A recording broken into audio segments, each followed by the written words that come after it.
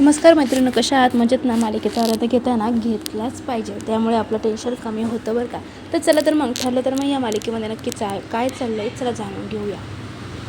तर आजच्या एपिसोडमध्ये प्रिया ही अधिराजला गोड बोलून फसवण्याचा प्रयत्न करत असते. माझा नवरा मला मारझोड करतो, त्यामुळे मी त्याच्याबद्दल कोणालाही काहीही सांगत नाही. घरातल्यांनी माझं लग्न जबरदस्तीने कसं करून दिलं हे सर्व काही ती अधिराजला सांगत होती. आता तिचं हे बोलणं ऐकून अधिराज म्हणत होता की बाबा ही किती खोटारडी मुलगी आहे. घरच्यांनी हिचं लग्न जबरदस्तीने लावून दिलं हे सगळं बोलून ही मला इम्प्रेस करण्याचा प्रयत्न करत आहे. प्रियाचं रूप आधीच माहीत असलेल्या अधिराजला मात्र ती अजून कोणत्या थराला जाते हे बघायची खूप उत्सुकता असते. तो तिला सुचवतो की तिने तिच्या नवऱ्याला डिवोर्स द्यावा आणि त्याच्याशी लग्न करावं. मी तुला कायम साथ देईल आणि तुला कायम चुकात ठेवीन असं अधिराज आता प्रियाला सांगत असतो. प्रियाच्या तोंडातून हेच ऐकायचं असतं. त्यानंतर ती तिथून निघून जाते. प्रिया नक्कीच त्या फोनवाल्या माणसाला भेटायला गेलेली असणार असा विचार आता अधिराज करून तो तिचा पाठलाग करायला सुरुवात करतो. पण काळोखात ती पटकन कुठे निघून जाते तो तिला शोधण्याचा प्रयत्न करतो. शांता मावशीच्या नवऱ्याच्या घरी जाते. तेथे तो दारू पिऊन बेशुद्ध पडलेला असतो. एक माणूस त्याला उठवण्याचा खूप प्रयत्न करत असतो, पण तो काही त्या नशेतून बाहेर यायला तयारच नसतो. दोघे त्या माणसांना त्यांची केस समजून सांगतात. शांता मावशीचा खून झाला आहे हे ऐकून त्या माणसाला सुद्धा खूप मोठा धक्का बसतो. सायली म्हणते की शांता मावशींचा नवरा जर कोर्टात साक्ष द्यायला तयार झाला तर आम्हाला खूप बरं वाटेल, कारण त्या केसमध्ये खून म्हणून माझा नवराच अडकलेला आहे आणि त्याला कसं तरी करून आपल्याला बाहेर काढायचं आहे आणि जो कोणी खून केला आहे त्या मारेकऱ्याला पकडायचा आहे.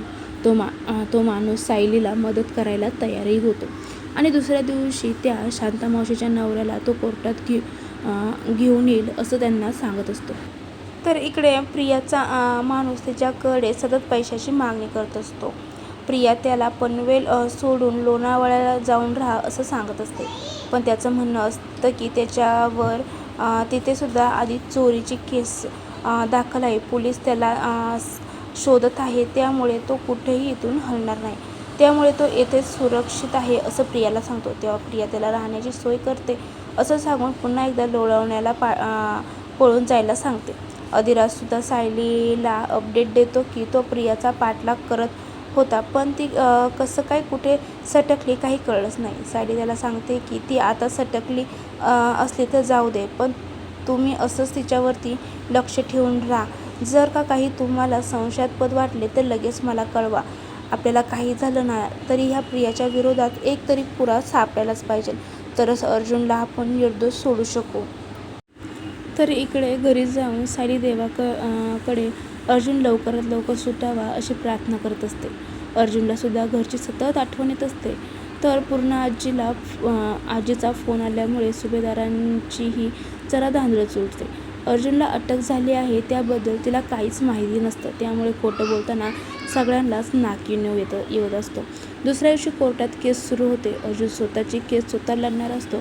तेव्हा न्यायाधीशाला त्याला तंटी देत सांगतात की हे केस जर तुम्ही हरलात तर तुमची वकिली ही कायमची जप्त होऊ शकते. त्यानंतर तुम्ही कधीच कोणतीच केस लढू शकत नाही. अर्जुनसाठी हे एक प्रकारचं तसं काहीतरी आव्हानच त्याच्यासमोर मांडलेलं असतं.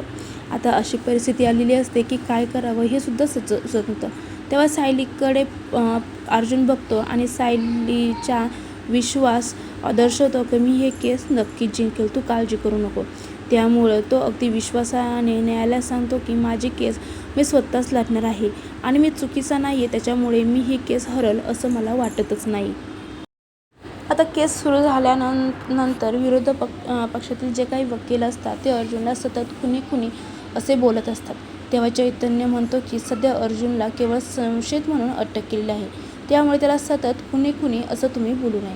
चैतन्य पुरेपूर अर्जुनची बाजू मांडण्याचा प्रयत्न करत असतो, पण विरोधी पक्षाचे सरकारी वकील मात्र अर्जुनवरती जुना राग असल्यामुळे त्याच्यावरती अनेक आरोप करत असतात. ते म्हणत असतात की शांता मावशी आणि अर्जुन हे आधीपासूनच एकमेकांच्या संपर्कात होते. अर्जुनच त्यांना दुसरीकडे राहायला जागा दिली होती. त्या रात्रीसुद्धा त्यांनी मुद्दाम त्यांना त्यांच्या घरी पाठवले अशा प्रकारचे पेपर त्यांनी आता खोटे नाटे तयार करून आणलेले असतात, पण त्यामध्ये अर्जुनचा काहीही हात नसतो. अर्जुनच्या विरोधक वकिलाकडे एवढे काही पुरावे असतात की ते बघून अर्जुन आणि सुभेदार फॅमिली पूर्णपणे थक्क झालेली असते.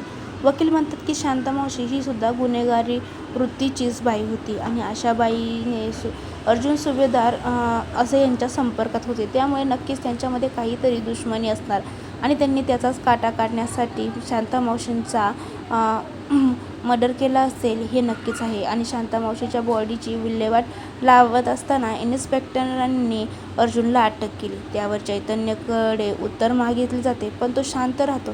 त्यामुळे सुभेदार आणि सायली अर्जुन सगळ्यांना टेन्शन येतं की तो आता नेमकं का काही बोलत नाही आहे. प्रीतला मात्र यावरती तिच्या पोटात खूपच गुदगुदल्या आणि प्रिया खूप हसत येत होते. आता चैतन्य एकदम शांत झाल्यामुळे अर्जुनसुद्धा टेन्शनमध्ये येतो आणि घरच्यांनासुद्धा वाटतं की आता अर्जुनला जन्मठेप होणार. आता अर्जुनकडे कोणताच असा पुरावा नसतो की तो मांडू शकेल आणि स्वतःची बाजू सिद्ध करू शकेल, पण मात्र इथं प्रियाचा पूर्णपणे विजय झालेला असतो. तर आता पुढील भागामध्ये नक्की काय होणार आहे हे जाणून घेण्यासाठी आत्ताच आपल्या चॅनलला सबस्क्राईब करून ठेवा, व्हिडिओ लाईक करा. थँक्यू.